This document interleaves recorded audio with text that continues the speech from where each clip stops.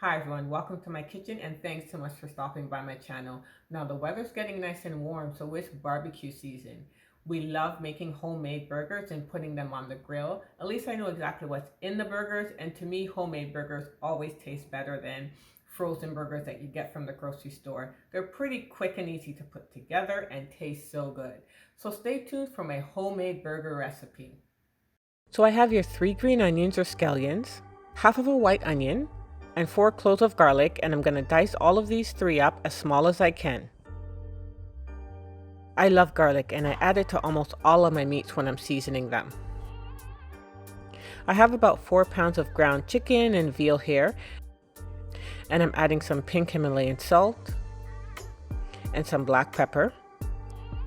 And I'm adding in the onions, garlic, and scallion, and then I'm mixing it all really well.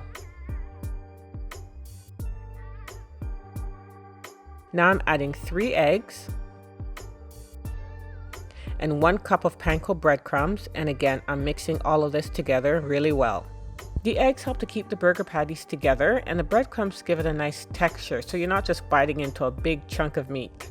I'm scooping out about 3/4 cups of the ground meat mixture.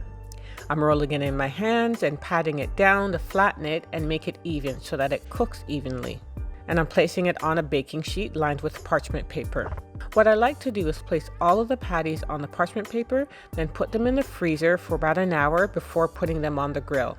When they're chilled, it helps the burgers stay together when I'm cooking them. So here are 6 burgers that I'm going to chill, but in the meantime, I've also made the remaining burgers and I'm going to freeze those for another day. So I got a total of 13 burgers from the ground meat mixture.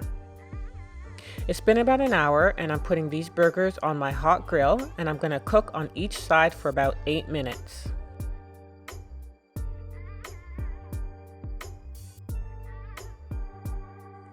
The burgers are almost ready, so I've put them on the top level so they're off of the direct heat while I add some barbecue sauce to them. I'll leave them on the top here for just a couple of minutes.